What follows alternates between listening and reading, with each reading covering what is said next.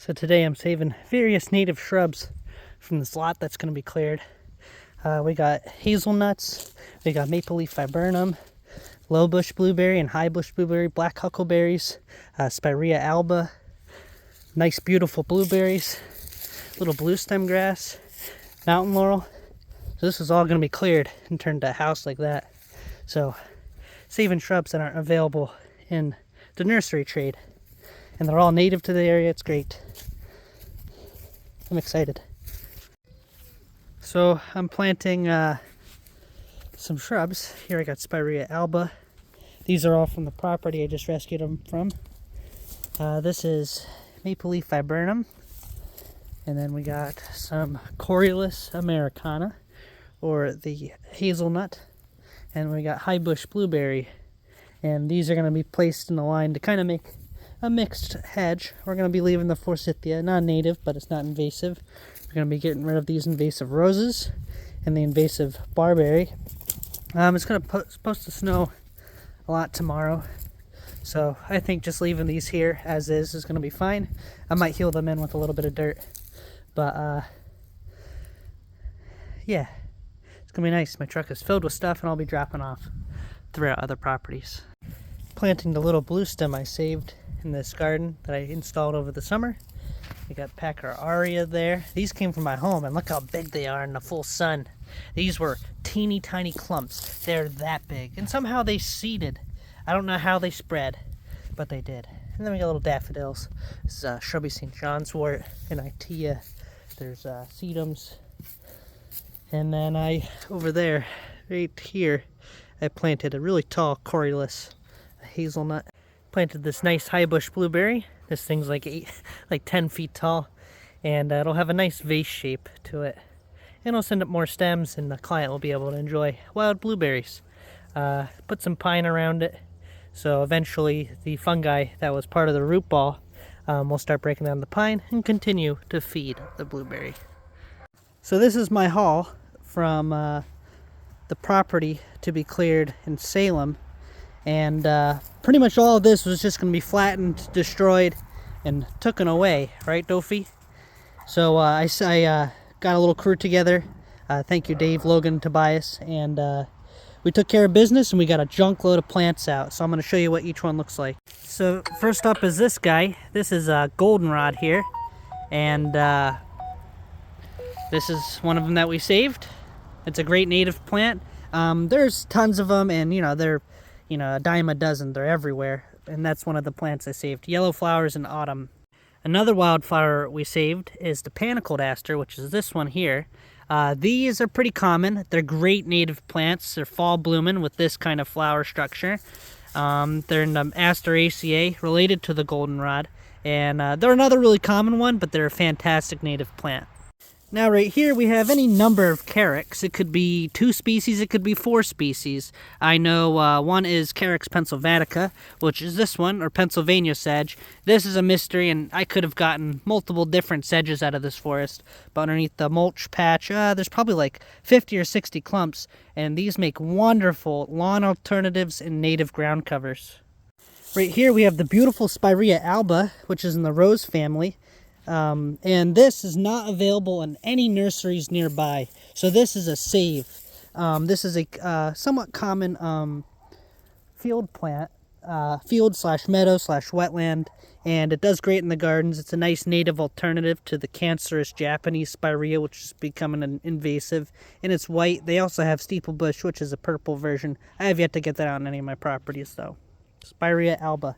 And this is probably 6 or 7 clumps. And each of these clumps, if you were to buy it from, let's say, Nasami Farms Nursery up in Mass, you're talking like $30 a plant, about this size. And I got about 4 of them right here. So this is a save and a half, because this would have just been torn out and destroyed. Another save is the maple leaf viburnum. This thing is really common, and it's a wonderful native plant. Beautiful maple-shaped leaves, white flowers, blackberries in the late summer, And if it has a picture in this beautiful autumn color, it can be purple sometimes. It gets about 10 feet tall, and it's another one that's relatively rare in the nursery trade. And I got probably like 10 or 15 clumps here. It's an awesome native plant, and it's great for shade. It can kind of survive in part sun. It doesn't really need much as for soil. It's such a great plant. I love these. So here we have beaked hazelnut, and this is another save I got. These are not available in any sort of nurseries, or I have yet to see them. It's a wonderful native plant. It is a medium-sized shrub, as you can see here. It gets 10 to 15 feet tall. This one is about that tall. This is a lanky individual. It was a multi-stemmed one, but the forest around it grew and it was starting to die off. It's absolutely wonderful. It is not the best for pollinators because it does not. It has catkins, which is this. That's the female cone, and that's what this is here. And it doesn't show the male one, but you get what I mean. The male ones would be, where would they be? Oh yeah, right here. So those are the catkins, and these are like little yellow danglers in the spring. So it is a wind pollinated thing, so not the best for allergies, but wonderful yellow fall foliage. It's a big shrub, nice native. Lots of different butterflies and caterpillars feed on the foliage, which is in turn really good for birds and whatnot, because the birds, they need the caterpillars to eat. So that's Corylus cornuta right here, American hazelnut or beaked hazelnut. It's one of the two. There's two different species. And I also saved the wonderful mountain laurel. These can be found in the landscape trade, but they are rather expensive. A plant this size is about $50. So this one's going to be transplanted to the property here. It's a great native plant. These beautiful flowers in May, and it's an evergreen. I got 2 small clumps. And right here we have Schizachyrium scoparium, or little blue stem. I have probably like 50 or 60 clumps right here, not to mention the 10 or more I planted at some other properties. This is an awesome native plant. Nurseries do sell these, but they're about $10 a pop, and I just got 50 to 60 of them for absolutely nothing. It costs to take them out, but the client's paying me for that. So this is awesome. These are all going to be going into her new meadow seeding, and this is what they look like. Nice native grass, and this feeds a whole variety of different herbivores, from insects to mammals, like rodents eating it, and it's a great plant to distract the rabbits from eating. Here we got Lespedeza capitata, or round-headed bush clover. These are not available in the nursery trade. It's a pea family plant. Little flowers like this. It's a nice native, and this will be planted here in this meadow. It's an awesome plant. Feeds a few different butterflies, and it looks kind of nice. I like the structure and the form of it.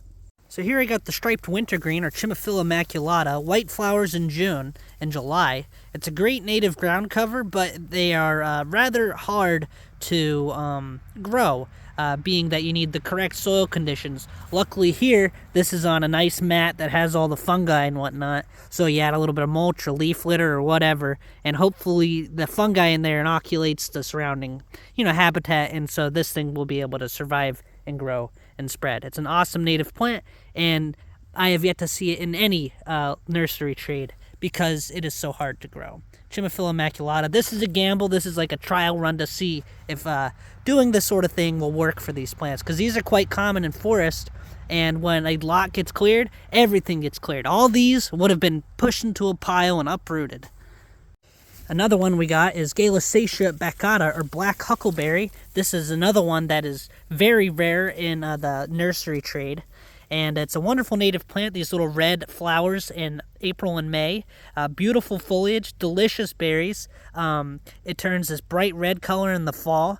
It is such an awesome native plant. It gets maybe 5 feet tall, and it'd be a good replacement for boxwood or privet or any number of crappy non-native hedge plants. Same thing with the Corylus. That'd make a great hedge. Last but not least, I got the high bush blueberry. This one is one of my favorites, and it can be kind of expensive in the nursery trade, and usually when you get them, they're not this big. And if they are this big, they're like well over $100. So I saved probably 6 or 7 about this size from the woods. They're huge, they're beautiful, awesome red foliage in the fall, delicious berries as you see there, nice foliage, beautiful little flowers in April and May. One of my absolute favorites. Awesome fall foliage, crimson color, and these are just big, beautiful specimens, and I got a bunch of smaller ones too. So these are all the plants that I saved from that lot that was going to be cleared, and this is just part of that lot. This is probably half of what was there, and I'm really happy that I could save this amount, because this, what you're looking at, is probably $1,500 to $2,500 worth of native plants that I was able to get out of there. And I'm not charging the clients for these. I am taking these out. All they have to do is pay for the labor to have them removed and then planted on their property. So I plan to do this with a lot of other properties that I see that are for sale or that will be cleared in the near future, because like, why go to a nursery and buy stuff that was grown in frickin' Minnesota when you could just come here, you know, to a lot that's going to be cleared, take out the stuff that's going to be ripped out and destroyed anyways, and then plant it, or exit to conservation in a way at these properties. It's going to be great. I'm really excited.